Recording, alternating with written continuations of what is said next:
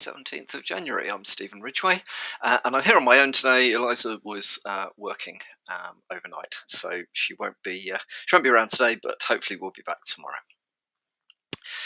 So, things that have happened. There's some more information been released around the breach of Circle's CI, the Continuous Integration Delivery Platform. So we spoke last week, I think, that's about the fact that there'd been a data breach and information had been leaked from Circle CI. There's more information that's coming to light now around how that happened. It appears that a Circle CI engineer's laptop was compromised around the middle of December. The compromised laptop was then used to steal valid 2FA SSO sign-on sessions via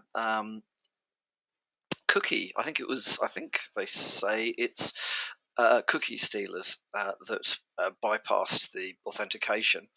Of course, having got access, then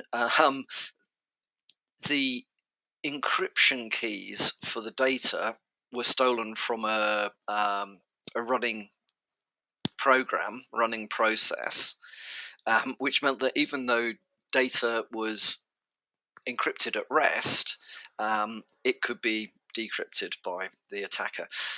Looks quite sophisticated to me. Circle CI, of course, say they have addressed the issues.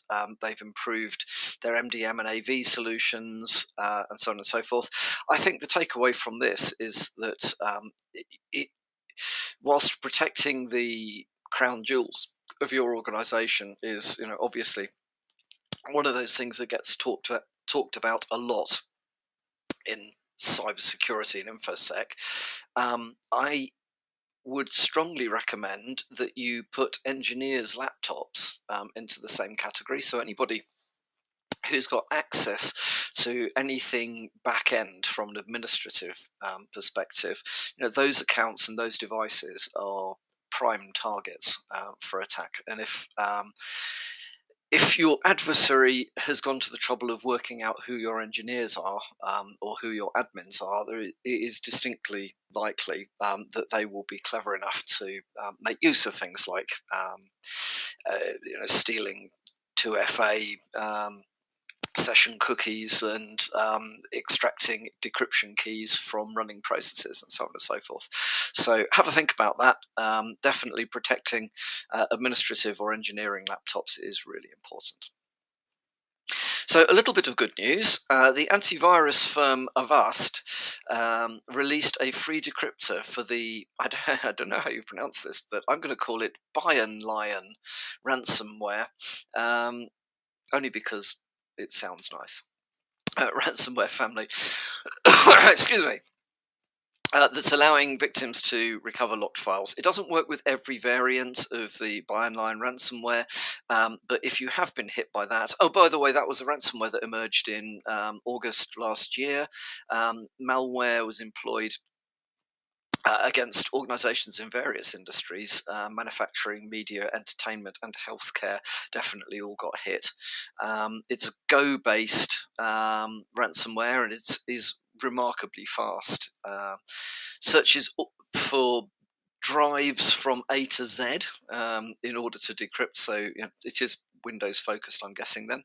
And there's some fairly decent write-up in the Security Affairs article that we'll link at the end of this briefing. The decryptor doesn't necessarily work with every variant. However, any free decryptor is better than no free decryptor, and because it's backed by Avast, there is a pretty decent chance it's going to be able to help if you have been hit by that. So that's a little piece of good news. Well done to Avast for releasing that. And then the final piece of information from me today is that Checkpoint's research into common malware has shown that Qbot has overtaken Emotet as the most prevalent malware found in the wild in research from the end of last year. Apparently, Qbot is impacting 7% of organizations worldwide, although how you come to that stat, I'm not entirely sure. It also looks like the Gluptaber malware, which was disrupted by Google last year.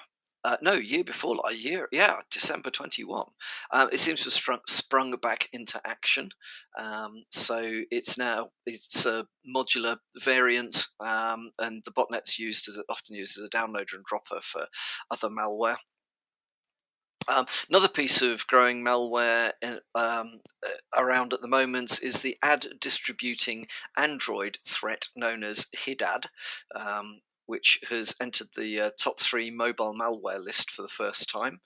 And so, yes, definitely things to be aware of. Emotet, though, despite being overtaken by Qbot, remains a very serious threat. So, strongly recommend that you brush up on your indicators of compromise associated with Emotet and Qbot. And if you've got a seam, definitely write some alerts in for that, or alternatively, hopefully, your anti-malware or other protection suites will identify and catch these things before they do too much harm. So that's it from me for today. So thank you for listening, and hopefully both Eliza and I will be back on Wednesday tomorrow. Bye-bye.